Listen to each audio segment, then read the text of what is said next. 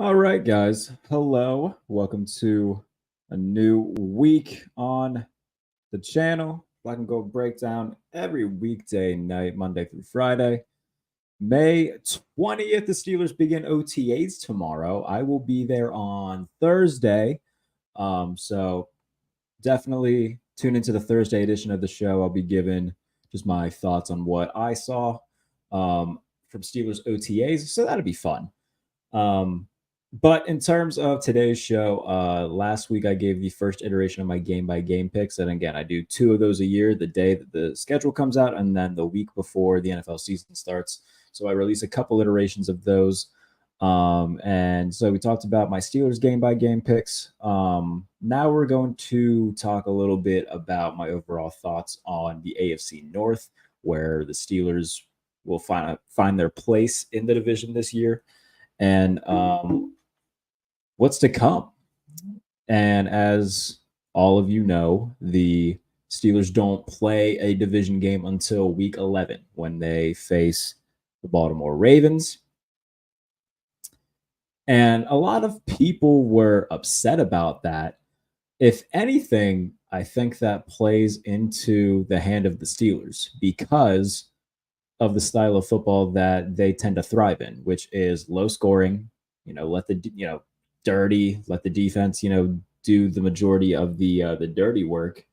And so now, playing all your divisional opponents where, it's not going to be 75 and sunny, where they can, where all the elements are in their favor, like especially for a team like Cincinnati, where they have a ton of really good receiving weapons.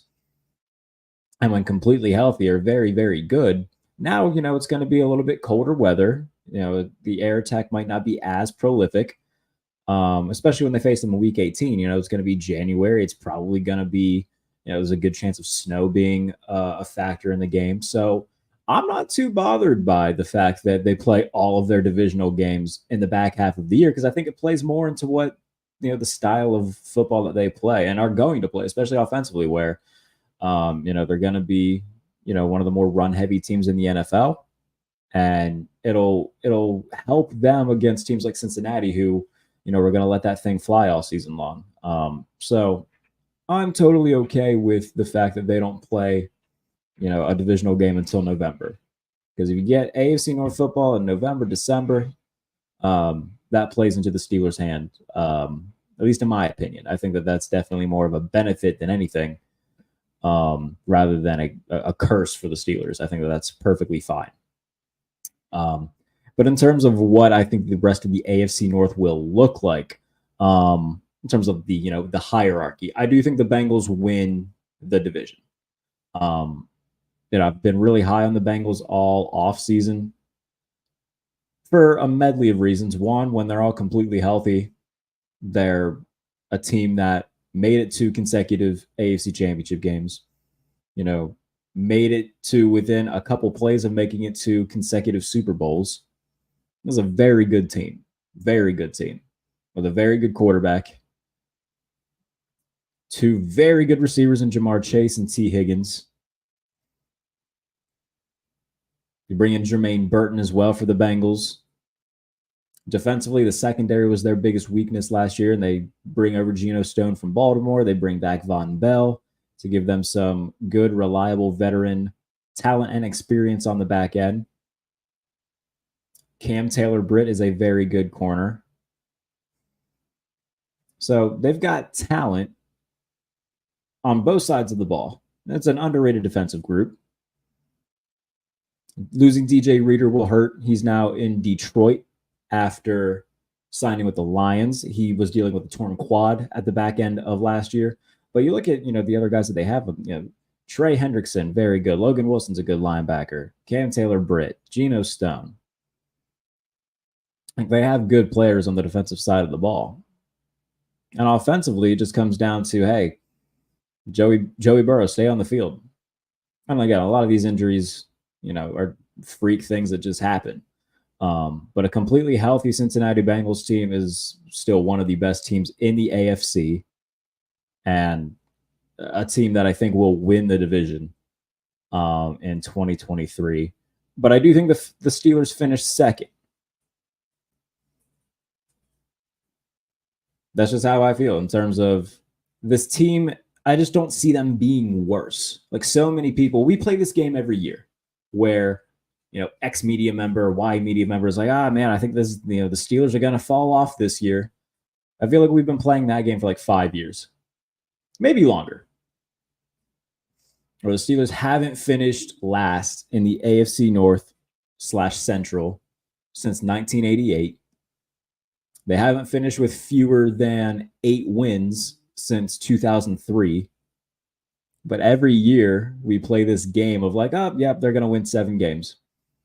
This is a team that got far better at offensive coordinator, at quarterback, offensive line, got a couple big improvements on the defensive side of the ball. I don't believe that team who won 10 games last year with a bottom 3 quarterback room, a bad offensive line, the worst offensive coordinator in football, a defense that was good but is now better on paper. I just don't see that team somehow being worse.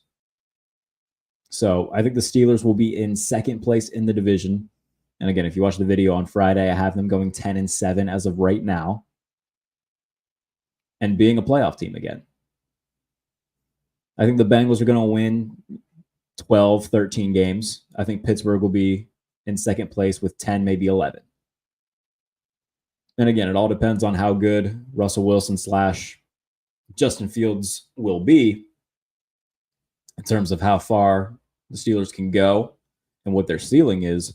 But I can't see this team being worse after getting better at so many different places, so many important places. I don't see a team that somehow managed to win 10 games. And if they didn't lose to 2-win teams last year, could have been an 11, 12-win team with horrible quarterback play. I don't see that team being worse than 10 wins, at least repeating what they did last year. So I think the Steelers will be in second. And then I think the Browns and Ravens tie for third, both winning around 9 games. With Baltimore, it comes down to, is Lamar Jackson going to stay healthy for an entire season for, 2 consecutive years after 2 consecutive years prior to last year where he didn't finish the year? Those are questions that you got to ask. And they've lost a ton of pieces. They lost defensive coordinator Mike Macdonald. Okay. They lose Patrick Queen to Pittsburgh. They lose Geno Stone to the Bengals. You still got Roquan Smith, Kyle Hamilton. Those dudes are ballers, don't get me wrong. But, the puppet master of it all is now in Seattle as their head coach. That's cool you bring in Derrick Henry. But again, I think that banking on Lamar Jackson to play in 17 games again, that's a big if. And offensively for the Ravens, it's Zay Flowers and question mark. Like they drafted Devontae Walker. He does one thing, and that's run a 9 route. He's going to be their deep threat. Rashad Bateman is always hurt. Mark Andrews is getting up there in years and got hurt last year. Like the Ravens aren't going to be a playoff team every year. Like sometimes, doesn't matter how good the quarterback is, you're going to miss the playoffs sometimes. The Steelers did it plenty. There's plenty of years where the Steelers just didn't get in. Hell, both years after they won the Super Bowl, the following year, they didn't make the playoffs. Didn't make the playoffs in 2006. Didn't make the playoffs in 2009. In 2006, they went 8-8. In 2009, they went 9-7. So like everybody's always like penning in the Ravens, but they're not going to be in there every year. So I think that, again, I don't think they're going to be a bad team. I think they're going to be like the first team out. But I think that this division's going to eat each other alive. I think that all 4 teams have a very good chance of finishing at 500 or above 500. Is it likely? Probably not, because that's hard to do. But I think that it's very possible that all 4 teams go 9-8 or above. And I think, again, with the Browns, I think that they'll finish similar to Baltimore. Some different reasons, though. For the Browns, they got into the playoffs. They got hot last year and won, 11 games, I believe the Browns won with Joe Flacco at quarterback. And now they're bringing, Deshaun Watson's going to be back. And I think that they're going to be worse because Deshaun Watson's not good. And I like the fact that they brought in Jerry Jeudy to add another receiving threat to the offense. Now you have Amari Cooper, Jerry Jeudy, Elijah Moore. Hopefully a healthy Nick Chubb after the injury that he suffered last year against Pittsburgh. I like the pieces that the Browns have on offense. I like everything that they have except the quarterback. I think the defense is going to be awesome again because Myles Garrett's very good. They got dudes at every level on that side of the ball. It would be Grant Delpit or Newsome. They have a very, very good defense, and Jim Schwartz does a tremendous job at defensive coordinator. Like the Browns defense is going to be a top 3 unit again, if I had to guess. I just don't trust the quarterback. And I think that that's what is going to hold them back from reaching their full potential. Again, Joe Flacco let that thing fly last year because he knew he had a tremendous defense that would get him out of bad situations. He threw a lot of picks, but he also made a lot of big plays with his arm and threw a lot of touchdowns. Deshaun Watson, he plays scared almost. He's not really willing to take a chance. And he hasn't been good since 2020, 2019. We just got to accept the fact that this dude ain't good anymore. And so as it comes to the hierarchy in the AFC North, as of right now, May 20th, I think that the Bengals will win the division at 13 wins and be the number 2 seed in the AFC. I think the Steelers will win at least 10 games again. Right now, game-by-game picks, I had them going 10-7 and being the 7th seed in the AFC playoff picture. And then the Browns and Ravens each going 9-8 and just missing. Now, would it shock me at all if, the Ravens won an extra game or 2 and got into the playoffs? No. Same thing with the Browns. And by the way, it wouldn't necessarily surprise me if the AFC is just so crowded and the Steelers do miss the playoffs. And if Joe Burrow gets injured again, then yeah, absolutely, the Bengals could fall off. There's a lot of, you can make the case for just about anybody in the division because all 4 teams are good. It's going to be a dogfight of a division.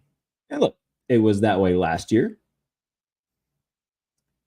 And obviously, Joe Burrow getting hurt put a little bit of a damper on that for the division as a whole, but it played to the Steelers' advantage and helped them get into the playoffs. But this division's going to be really good, as it tends to be, especially in the last 5 years or so. Once the Browns got back into the playoffs and became, a more realistic playoff threat year by year again. The Ravens, once they got Lamar, the Bengals, once they got Burrow, and the Steelers have somehow just continued to hang around, no matter who their quarterback was. And a large part because of TJ Watt, the defense, and Mike Tomlin. Whether people want to admit that part or not. But now these are 4 good teams, and you can make the case for all 4 of them making the playoffs. And look, in some ways, you can make the case for all 4 of them not making the playoffs. But AFC is crowded, and these 4 teams are going to be in the thick of it from week 1 to week 18. Obviously, I don't think all 4 of them are going to get in because that's just very difficult to do. But in terms of right now, Bengals, Steelers, Browns, Ravens, the hierarchy that I have for the AFC North. All right. I have a feeling we're going to run it with George Pickens and Roman Wilson. Wilson is just a better version of DJ. That I think so too. I think that Pickens and Roman Wilson are going to be the predominant 2 receiving targets in the offense. And then if they bring in a Treylon Burks, he'll be the 3rd receiver.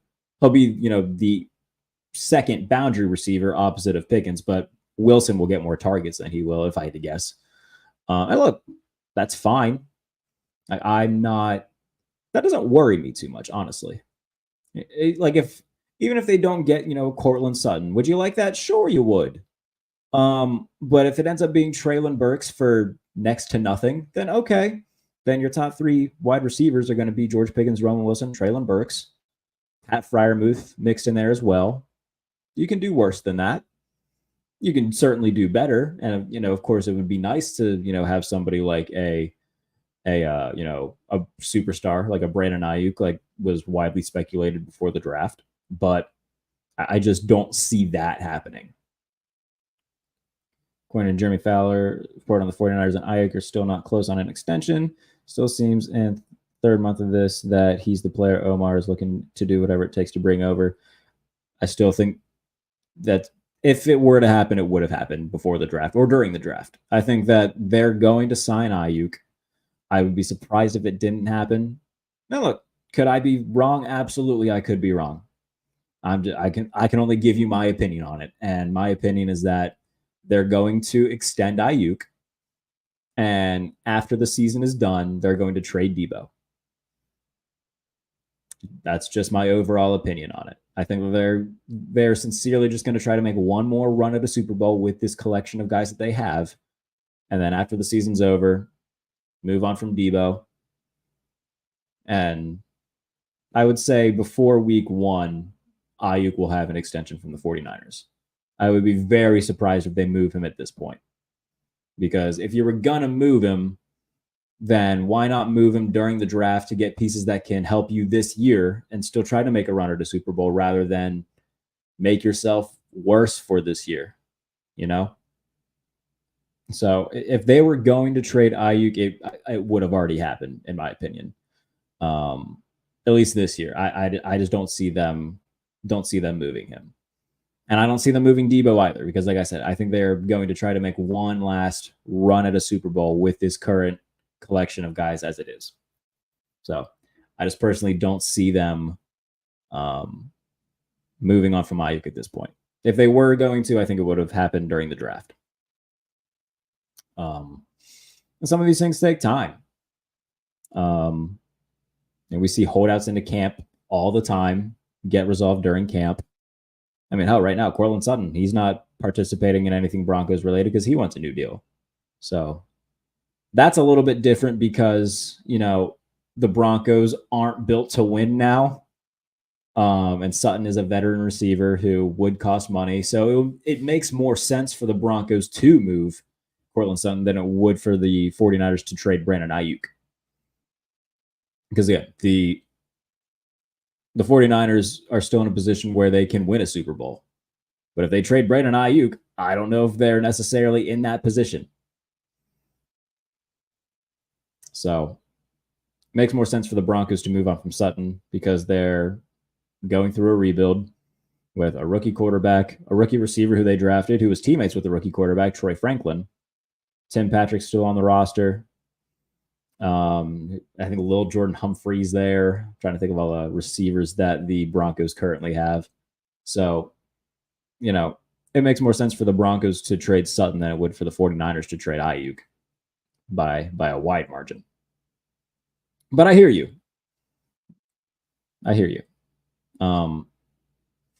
We'll find out. Again, we got less than 2 weeks of May left. So if the Steelers are preparing some massive trade, post June 1, we'll find out here in the next few weeks. But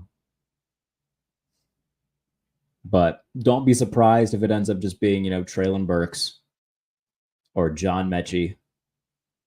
One of those two. I would rather have Burks and Mechie than Robert Woods at this point. Robert Woods is 1 billion years old. Like, if you're going to get somebody, at least get somebody young with some upside that you can hope to tap into. Like, don't give me 35-year-old Robert Woods or however old he is. I don't know how old he is. I know he's old. Like, the Steelers just did the whole old wide receiver thing last year with Allen Robinson, and it was horrible. They get 29 catches or something. It complete waste of time. Now, they gave up practically nothing to do it, but complete waste of time. So go get somebody who can actually turn into something rather than, Robert Woods, who, respectfully, just isn't going to give you much. I'd rather bring in Treylon Burks, who, yeah, didn't have, a super duper explosive first couple years, but the upside's there. And you hope that you can bank on it if you acquire him. But I would much rather see them do a trade like that, or same thing for John Mechie, where he's just in a situation in Houston where it's just a packed wide receiver room, where it's Tank Dell, Nico Collins, now Stephon Diggs, plus Dalton Schultz is going to get targets. Like, you're just kind of in a room where you're not going to see the ball a ton. They brought back who was it? Noah something, whose name is escaping me. That's going to really piss me off. I'm pulling up the Texans depth chart because now I feel like an idiot. Who the hell is it? The Noah Brown? I think it's Noah Brown. That sounds about right. Texans depth chart. Pretty sure it's Noah Brown, but I just want to be completely sure. Yeah, Noah Brown. So right now, if you're John Mechie, you're like the 5th receiver on the depth chart. You can go to Pittsburgh and be the 3rd or 4th. Probably the 3rd. Because, I mean, if you're John Mechie, you can play outside, which Calvin Austin won't. Not necessarily won't. He's too small. So Calvin Austin isn't gonna. Scotty Miller isn't gonna. Van Jefferson will, but Van Jefferson's there to basically be like a glorified assistant coach who run blocks. Like, if you're John Mechie, you can make the case like, hey, I can be the starting perimeter receiver on this team because you don't really have anybody else who can. Same thing for Treylon Burks. Like, okay, look at everybody else on this roster. I definitely have more upside than everybody here. So it would take, I guarantee, like, if they called the Titans and were like, hey, we'll give you one of the 7th round picks that the Eagles gave us for Kenny Pickett for Treylon Burks, they would be like, yep, cool. We finally got a way to trade this guy. Might not be for much, but he didn't really give us much, and he doesn't have a high value right now, but we'll take a 7th, sure. And then again, if you're the Steelers, then you got George Pickens, Roman Wilson, and Treylon Burks as your top 3 receivers. Fine. And that just probably means you're taking a receiver in the 1st round next year. Okay. If that's what you got to do, it's what you got to do. Then again, I've talked about this before too. Every team in the NFL is going to have holes of some sort. And it looks like the Steelers' biggest holes right now are still receiver, cornerback depth. So those are 2 things that they still need to address. And, there's a big question mark at the quarterback position. We'll see how Russell Wilson and Justin Fields perform, but there's still, a lot of questions there.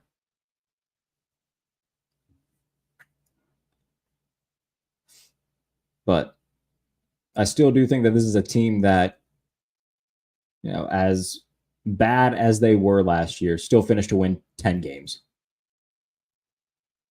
I just don't see them being worse than that, especially after all the upgrades that took place in the offseason, where they brought in a ton of new faces to help on both sides of the ball. I just think that I can't have them finishing worse than what they did last year when they got so much better.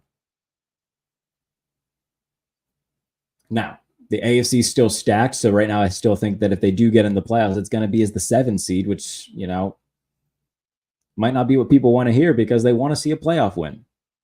I do too. I would love nothing more than to see a playoff win. But, if they face, the Bengals, let's say that the Bengals do win the division and are the 2 seed, and they face the Bengals, that's traveling to Cincinnati in January. Like, that's not going to be an easy game. Now, obviously, there's familiarity there because you would have already played them twice. Absolutely, the game is winnable. Every game in the NFL is winnable. Do I think it would be likely? No. But every game is winnable. That's why they play the games to begin with.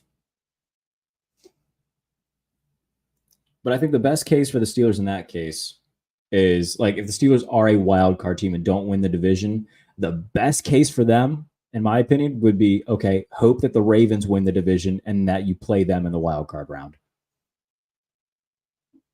Because the Steelers have won 7 of the last 8 against the Ravens, and Lamar Jackson has only beaten the Steelers once. I'll say this right now. Like, let's say the Steelers finish with the 6 seed and the Ravens are the 3 seed. The Steelers win that game. They haven't lost in Baltimore since 2019. That's the best case scenario for the Steelers in my mind. Is if the Ravens win the division and you play the Ravens in the wild card round, a team that you traditionally, especially over the past 5-6 years, have just owned. Like, that would make you feel pretty good going into that game. If that does happen, everybody will pick the Ravens still. Every national media member will still pick the Ravens.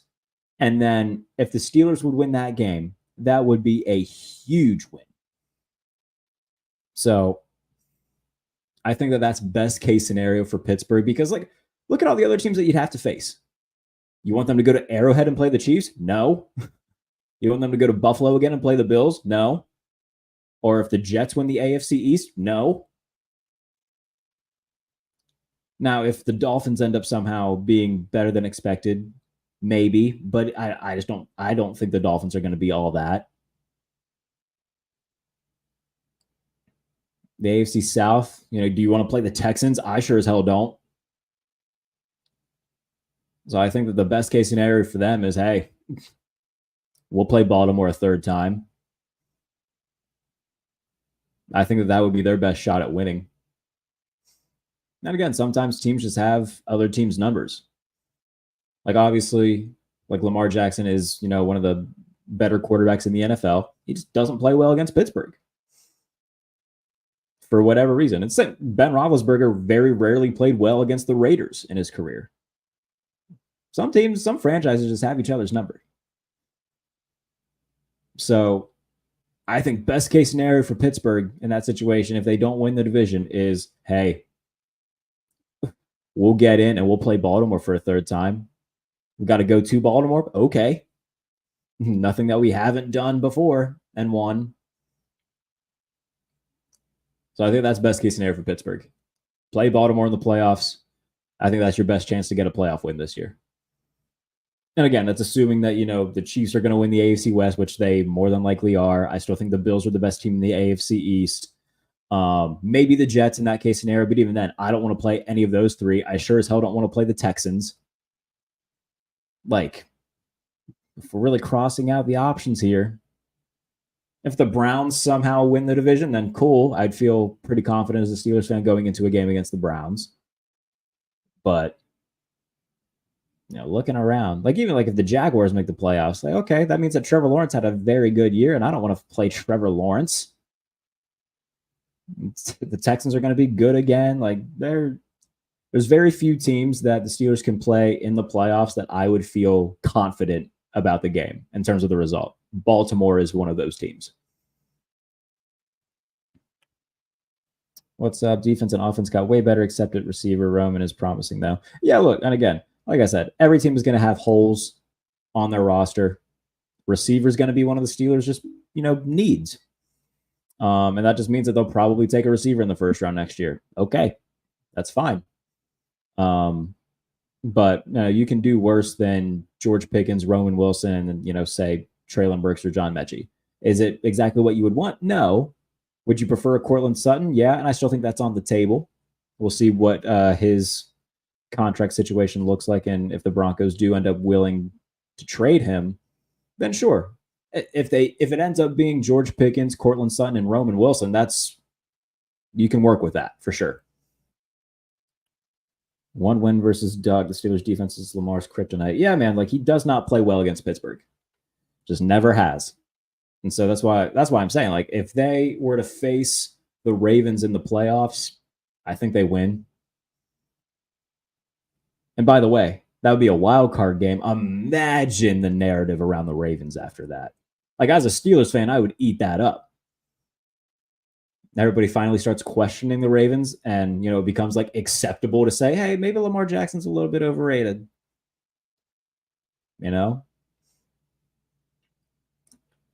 But if Baltimore, like, if that would be, honestly, I kind of hope that happens now. Like, the Ravens win the division. I would love it if they were the 2 seed and won the division, and the Steelers came in as the 7th seed and beat them. That would make me a happy lad.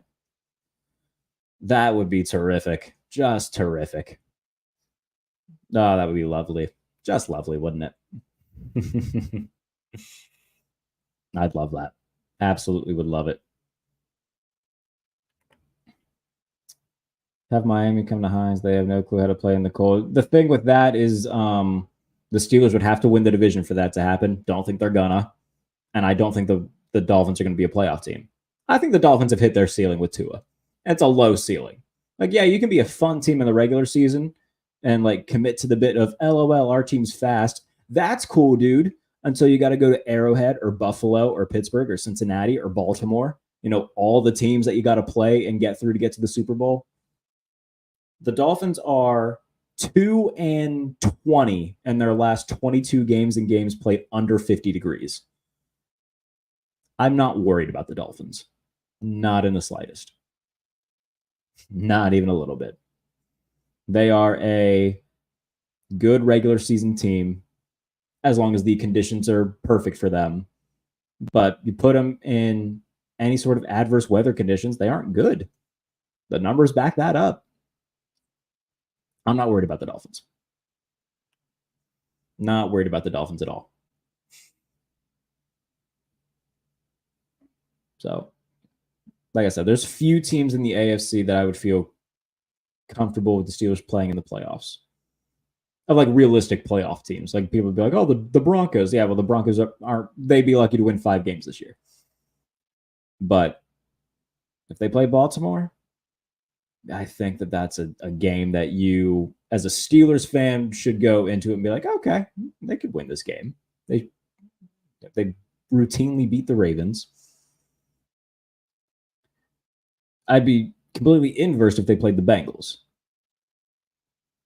Like a completely healthy Bengals team, you got to go to Cincinnati in the wild card round. Like I said, could they win? Absolutely, they could win. Do I think that they would? No.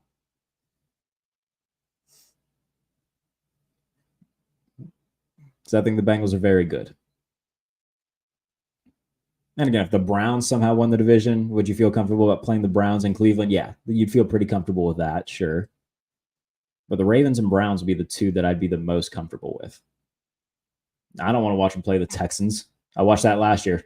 Obviously, it's, different team for both sides, but Texans are very good. We just watched what happened when they played the Bills in the playoffs. Don't think the result would be much different. If they played the Jets and Aaron Rodgers and that great defense, I think the Jets would win that game. If they played the Chiefs are going to win that game.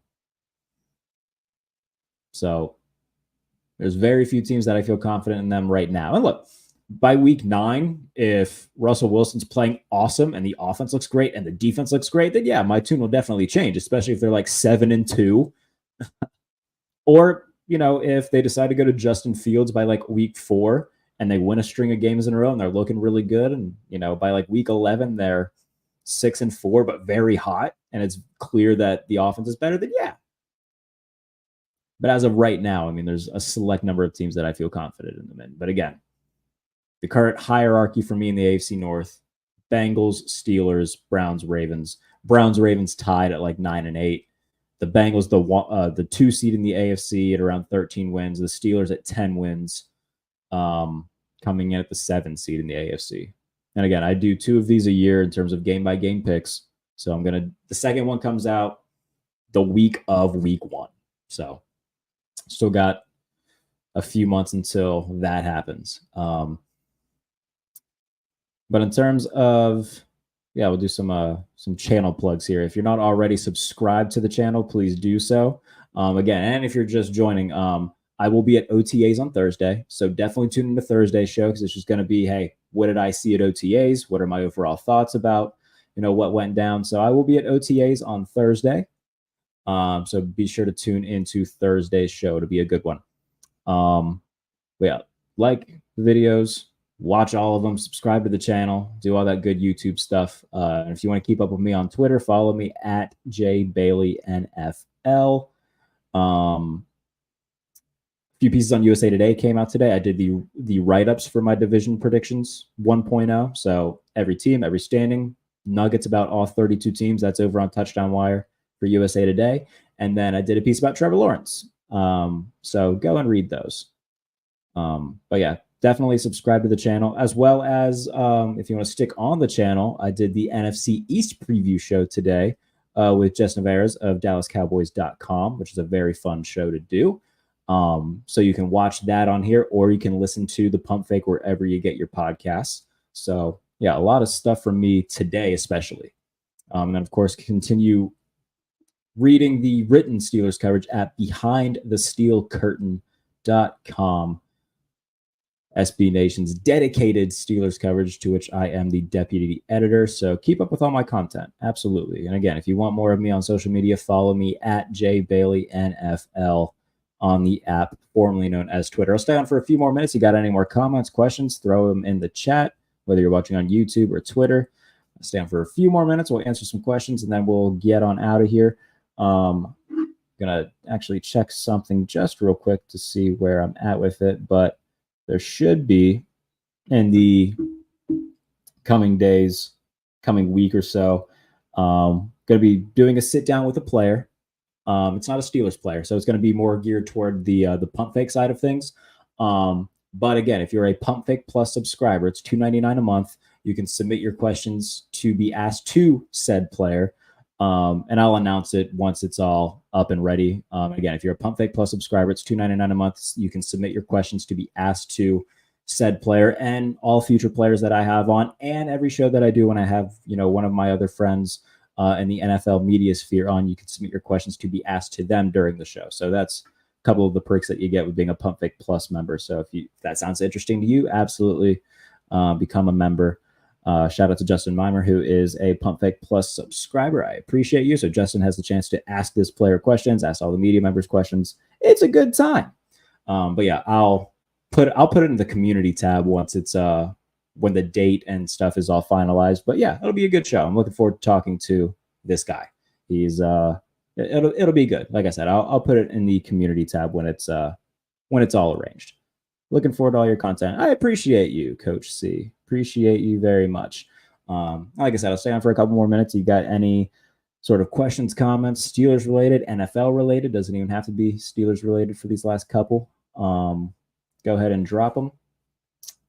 But yeah, like I said, go and read the stuff on USA Today. Did a piece on Trevor Lawrence today, which is getting some good feedback, especially from all the fans in Duval County.